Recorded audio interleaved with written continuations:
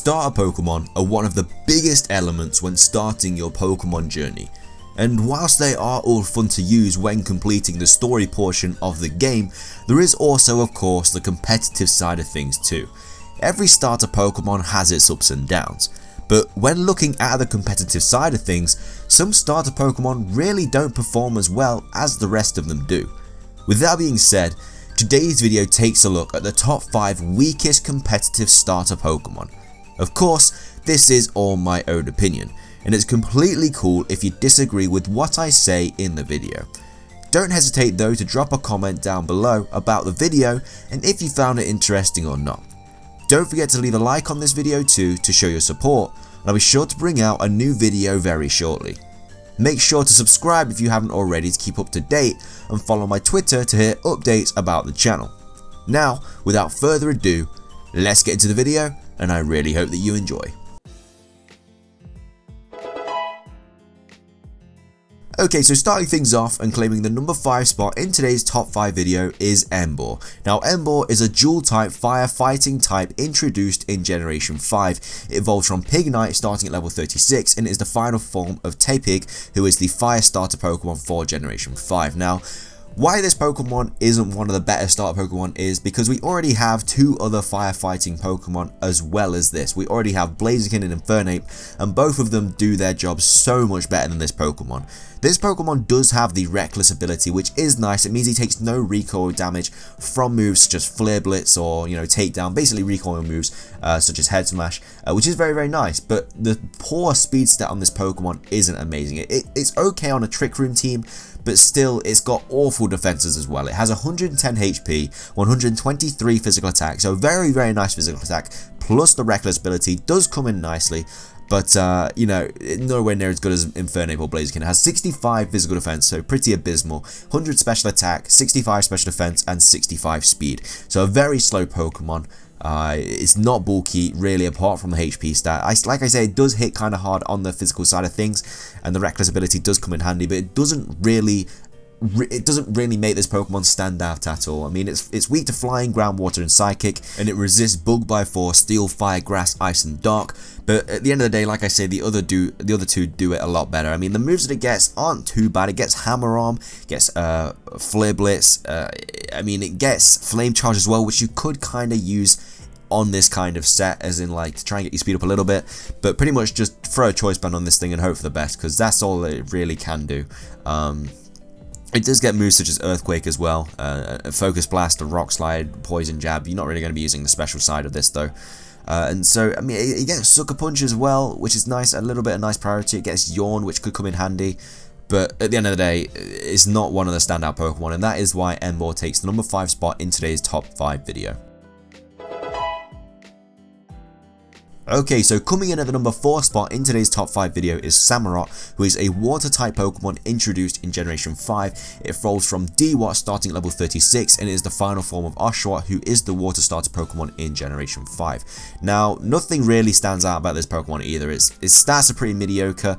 Shell Arm is okay, stopping you from getting hit by critical hits, but I mean, it's not really going to stop. It's not really going to make this Pokemon stand out in any way, shape, or form. The other abilities that the other star Pokemon get are so much better, with like Greninja with Protein, Blaziken with Mega Speed Boost, Chlorophyll on Venusaur. There's just so many other better abilities this Pokemon could easily have. Because it is just a pure water type, it is only weak to Grass and Electric, whereas it resists Steel, Fire, Water, and Ice. So it has a nice trade-off there, but it only really gets Razor Shell. It gets Aqua Jet, which is some nice priority, which is Stab as well. You can run Swords Dance on this thing. A lot of people do run Swords Dance on this thing, but that's really all it has going for it at the end of the day. Like stats wise, it has 95 HP, 100 physical attack, 85 physical defense, 108 special attack, 70 special defense, and 70 speed. So not the fastest Pokemon, not super bulky. It has, mixed physical and special attack. You can run this as physical or special. But like I say, it's not really got some. It doesn't have something that really makes it a threat, like at all. So that is why Samurott takes the number 4 spot in today's top 5 video. So So coming in at the halfway point in today's top 5 video is Typhlosion, who is a fire type Pokemon introduced in Generation 2. It evolves from Quilava starting level 36, and it is the final form of Cyndaquil, who is the fire starter Pokemon in Generation 2. Typhlosion is, I really like Typhlosion. Typhlosion is one of my more favorite fire type Pokemon, but it just doesn't really have anything going for it. It was better than Charizard until, much better than Charizard until Charizard did get the Mega Evolution. So unless Typhlosion does get an Alolan form or a Mega Evolution, it's not ever gonna, it's never ever gonna like push out into the OU scene. I mean, Flash Fire as its hidden ability isn't anything worthy of like really talking about. Yeah, it's a good switching on fire types, but that is it at the end of the day. Stat total, it has 78 HP, 84 physical attack, 78 physical defense, 109 special attack, 85 special defense, and 100 speed. So nice special attack. It does get Eruption. So a lot of people do run Choice Scarf on this thing to get a nice powerful Eruption off, but then that is pretty much all it does. Some people run Choice Specs on it because it does get Flamethrower, Lava Plume, moves like that. It is, however, resistant to Bug, Steel, Fire, Grass, Ice, and Fury, whilst only being weak to Ground, Rock, and Water. So really, really nice trade-off there with weaknesses and resistances. And like I said, all this Pokemon needs is like a Mega Evolution, just like Charizard, and it will shoot up into the OUC. I'm not saying give it 2 Mega Evolutions like Charizard did, just give it a Mega Evolution, and you're going to be sorted. This Pokemon just needs a bit of love. It needs a really, really good ability to go with its Mega Evolution. I mean, it gets some really, really nice egg moves, such as it gets Extra Sensory, it gets Crush Claw, Flare Blitz, it gets Howl, it gets Quick Attack for priority. I mean, Quick Attack isn't the best move in the world, but it's priority at the end of the day. So yeah, a lot of people do just Choice Scarf this thing, Eruption, and then do all that, and then that's kind of it. But I really do like Typhlosion. I do hope that it does get something that really gives it a boost in the competitive scene, because this Pokemon is amazing. It was better than Charizard, unfortunately, until it didn't get the Mega Evolution. So fingers crossed that this Pokemon does get a little bit more love from Game Freak, but that is why Typhlosion takes the number 3 spot in today's top 5 video. Coming up next in the number 2 spot in today's top 5 video is Torterra. Now, Torterra is a dual type grass ground Pokemon introduced in Generation 4. It evolves from Grotle starting level 32, and it's the final form of Turtwig, who is the grass starter Pokemon in Generation 4. This Pokemon, just like Samurott, not amazing. It gets the Shell Armor ability, which doesn't, like I say, nothing really worth talking about. And grass and ground isn't really that good of a typing at all. It's weak to Flying, Bug, Fire, and Ice. Ice is 4 times effective to this. I mean, it only really resists ground and rock, so not great there at all. An Ice Shard on this thing will destroy it. All this thing really does is curse.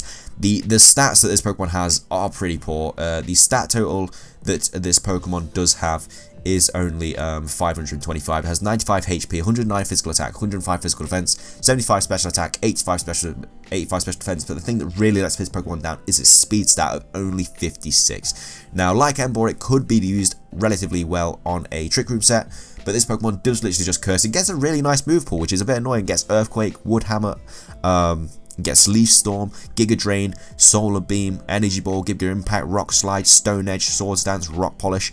You could Rock Polish, but at the end of the day, it's still not going to outspeed a lot of things. So this Pokemon, the typing really doesn't help it out. It's slow. Curse takes a while to get, unless you're a Pokemon like Snorlax that really abuses it, you're not really going to be doing much damage. And Torterra, I did quite like Torterra. Turtwig is probably one of my favourite starter Pokemon, more than the rest. So it is unfortunate that it got a really, really bad 3rd stage evolution. But Shell Armor needs a better ability, needs better typing, needs better stats, needs more speed. A lot of problems with this Pokemon, and that is why it takes the number 2 spot in today's top 5 video. Okay, so finishing things off and claiming the number 1 spot in today's top 5 video is Meganium. Now, Meganium is a grass type Pokemon introduced in Generation 2. It evolved from Bayleaf starting at level 32, and is the final form of Chikorita, who is the grass starter Pokemon in Generation 2. Now, I really like Meganium. Meganium, for me, it was one of my favourite starter. I mean, it is still one of my favourite starter Pokemon. I love Meganium. I think it looks amazing. Chikorita was something that I always loved in Johto. Apart from Cyndaquil, it was always the second one I'd always go for. I love the way it looks, I love its design, it does look incredible, but it's just not very good, and it's super annoying because I really want it to be good. Generation 2 really didn't get any, spotlight. Feraligatr does really, really well with what that got, but Typhlosion and Meganium just don't really get anything. Its hidden ability is Leaf Guard, and what that does is during harsh sunlight, Leaf Guard prevents the Pokemon from being affected by non-volatile status conditions and yawn, including the Flame Orb and Toxic Orb. So, not good, not really good at all. Not when there's abilities out there like Chlorophyll. Chlorophyll on this Pokemon would have been amazing. Like, I don't know why they didn't give it Chlorophyll, or just something that would have just better than Leaf Guard. Leaf Guard just isn't a good ability. So, you know, Meganium, like the stat wise, it has a stat total of 525, has 80 HP, 82 physical attack, 100 physical defense, 83 special attack, 100 special defense, and 80 speed. So very, very mixed. It has some nice defenses, okay special attack, it can be run physical attack, it does get access to Swords Dance, so that can be nice. I think what I usually ran with these, I usually ran a Leech Seed, Synthesis, Aromatherapy set with a Giga Drain to get health back, and that usually did relatively well in its tier, but apart from that, all it does is really stall. I mean, all grass type Pokemon stall at the end of the day, but this Pokemon can set up screens, which is very, very nice, but it just doesn't have anything going for it really, really well. I mean, you could argue that Torterra is worse than this Pokemon, but at least Torterra gets some really, really powerful stab moves, whereas Meganium really only gets Petal Blizzard and Solar Beam, which don't really do anything well. Like, Petal Blizzard is physical, Solar Beam is special, Solar Beam takes a turn to set up. Like I said, it does get Swords Dance, it gets the screens, it gets Earthquake. It does get a couple of good moves, but no really, really strong stab moves that you can just smash out. Like I say, it does have Aromatherapy. That is what I usually used on this Pokemon Leech Seed Aromatherapy set. Get your Synthesis back with your HP, and that's pretty much what you do. But there's so many better Pokemon there's so many Pokemon that do it so much better. Venusaur does it better already, and you know, Venusaur's just better in general than this Pokemon. So unfortunately, I believe Meganium is the worst starter Pokemon out there. Very unfortunate to say that, because I do really like this Pokemon. It is one of my favorite starter Pokemon, so it does break my heart to say that it's the worst in my opinion, but of course everyone is entitled to their own opinion.